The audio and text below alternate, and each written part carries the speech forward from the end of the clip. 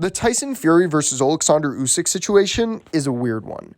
Fury claims that Usyk won't sign a deal, and Usyk says the same thing. Alexander is no great. Alexander the coward. That's you. Now, it seems to me that the only thing that I hear when boxing experts talk about Usyk is that he beat Joshua and was a great cruiserweight. I got into it with a guy on Twitter recently, and he asked me for names on who Usyk beat, and I obliged. What people don't realize about Usyk is that he is quite possibly the greatest cruiserweight of all time. For Americans, cruiserweight doesn't mean a whole lot. It seems that the only good cruiserweight in America right now is, well, there isn't any. Andrew Tabiti was the last cruiserweight who gave Americans hope, but that was quickly snuffed out.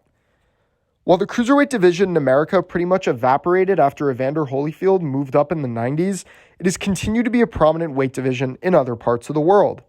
Guys like Johnny Nelson and Jean-Marc Mormec were just some of the guys that helped carry the division in the 90s and early 2000s. After that came the 2010s. The 2010s in the cruiserweight division were impressive. Europe basically controlled the entire division, but there were no unified champions.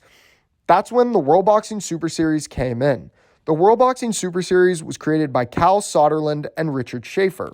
The aim of the tournament was to take the top 8 fighters in a weight class and have them compete in a bracket-style tournament similar to a playoff. It was a great idea, and it helped boost the popularity of fighters like Josh Taylor, Naoya Inoue, and Oleksandr Usyk. Unfortunately, the tournament only lasted 4 seasons, but the winners of those seasons turned into stars. Callum Smith, alongside the aforementioned Usyk, Inoue, and Taylor, got a whole lot of exposure, which helped their careers going forward. Oleksandr Usyk came into the mainstream with his unbelievable run. Before joining the series, Usyk was on a tear. He had been brilliant in the amateurs and defeated Krzysztof Glowacki to win the WBO belt in 2016. Then he beat Tabisu Muchunu just 3 months later. After that, he took on Michael Hunter and dominated him. After that came his biggest challenge. In his first fight in the series, he took on Marco Huck. Huck was at the tail end of his career, but was by no means an easy fight. The German was a 2-time cruiserweight champion and hoping for a third. Usyk dominated Huck and finished him off in the 10th round to move on. Next was Mairis Briedis.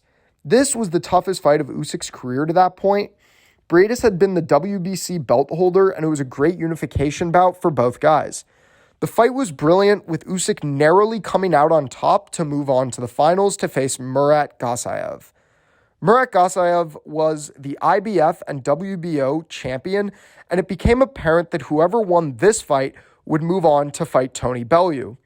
The fight wasn't even close, with Usyk outboxing Gasayev en route to an undisputed crown and big money fight with the UK's favorite fighter. The thought going in was that Usyk was the favorite, but Bellew was going to make it close. Now, I've personally watched this fight a bunch of times and still can't understand why the judges had it as close as they did.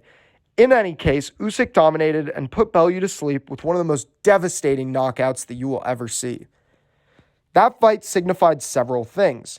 Firstly, it became apparent that Usyk was the best cruiserweight in the world. It also signified that he was going to move on to heavyweight.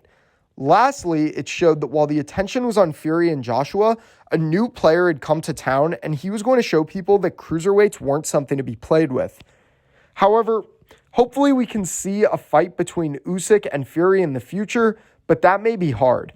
It was a nightmare trying to see Bud Crawford and Spence make their fight happen because of the promotional companies, and with Usyk and Fury in the same situation, it could be a while, if ever, to see this fight. Anyways, guys, thanks for watching. I hope you all have a great day. Don't forget to like and subscribe. I'll see you guys next time.